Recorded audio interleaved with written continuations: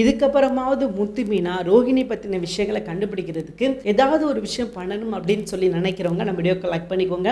ஆமாங்க, நம்ம முத்து மீனா இருக்கிறதுலே அடிமுட்டாள் அப்படின்னு சொல்லலாம். பல முறை பார்த்தீங்கன்னா அவங்களுக்கு சந்தேகம் வந்திருக்கு, ரோகிணி மேலே ஏதோ ஒரு தப்பு பண்ணுறாங்க, அல்லது இவங்களுக்கு ஏதோ ஒரு மர்மம் இருக்குது, இவங்களுக்கு இன்னொரு பக்கம் இருக்குது அப்படின்னு சொல்லிட்டு பல முறை அவங்களுக்கு சந்தேகம் வந்திருக்குது.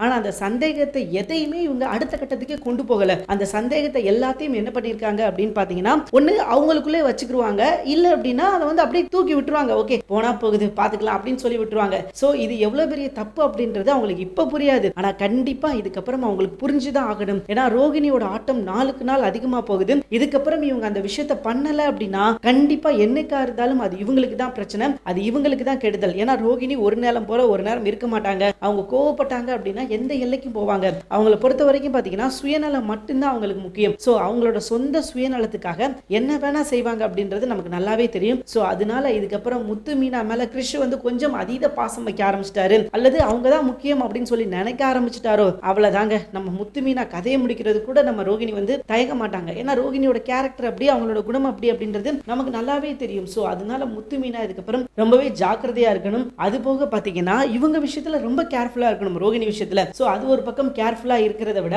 இன்னொன்னு என்ன அப்படின்னு பாத்தீங்கன்னா, இவங்க யாரு என்ன பண்ணிக்கிட்டு இருக்காங்க அப்படின்றத இவங்க யோசிச்சு பண்ணணும். இவங்க யாரு என்ன பண்ணிக்கிட்டு இருக்காங்க, எந்த இடத்துல இருந்து வந்திருக்காங்க, என்ன பிரச்சனை அப்படின்றத இவங்க கண்டுபிடிக்கிறதுக்கு முயற்சி பண்ணணும். இவங்க கண்டுபிடிக்காத வரை அவங்களுக்கு நல்லதுதான் ரோகிணிக்கு. சோ அவங்களோட ஆட்டம் தனி ஆட்டமா இருக்கும். அவங்க நினைக்கிற விஷயங்கள்லாம் செய்வாங்க, இவங்களை யாருமே கேள்வி கேட்க முடியாது அப்படின்ற மாதிரி போய்கிட்டு இருக்கும். சோ அதனால இவங்களை பத்தின விஷயங்களை சீக்கிரமே வெளியே கொண்டு வர்றதுக்கு என்னென்ன விஷயங்கள்லாம் பண்ண முடியுமோ அதை முத்து மீனா பண்ணணும். அப்பதாங்க நல்லா இருக்கும். இல்லை அப்படின்னா அவ்வளவுதான். எபிசோட் இப்பவே பாதி பேர் ரொம்ப மொக்கையா போகுது அப்படின்னு சொல்ல ஆரம்பிச்சிட்டாங்க.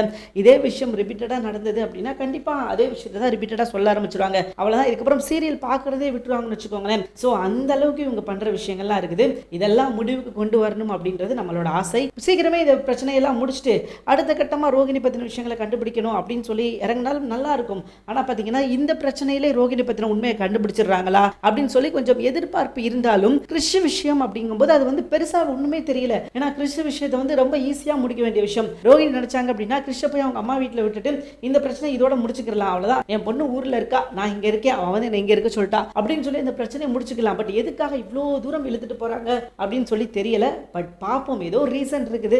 அதுக்கப்புறமாவது நம்ம ரோகிணி பத்தின உண்மைகளை கண்டுபிடிக்கிறதுக்கு ஒரு வாய்ப்பா அமையுமா அப்படின்றத நம்ம பொறுத்திருந்து தான் பார்க்கணுங்க. ஆனா ஒரு விஷயம், இதே மாதிரி கொண்டு போனாங்க அப்படின்னா கண்டிப்பா டிஆர்பி அப்படியே இறங்கிடும். இப்பவே கிட்டத்தட்ட இறங்கி போய்கிட்டு தான் இருக்கு. அண்ட் இதுக்கப்புறம் இன்னும் கொஞ்சம் இறங்கிடும். ஸோ அதனால இதுக்கப்புறமாவது எபிசோட இன்னும் கொஞ்சம் ஃபாஸ்டா விறுவிறுப்பு கொண்டு போனாங்கன்னா ரொம்பவே நல்லா இருக்கும்.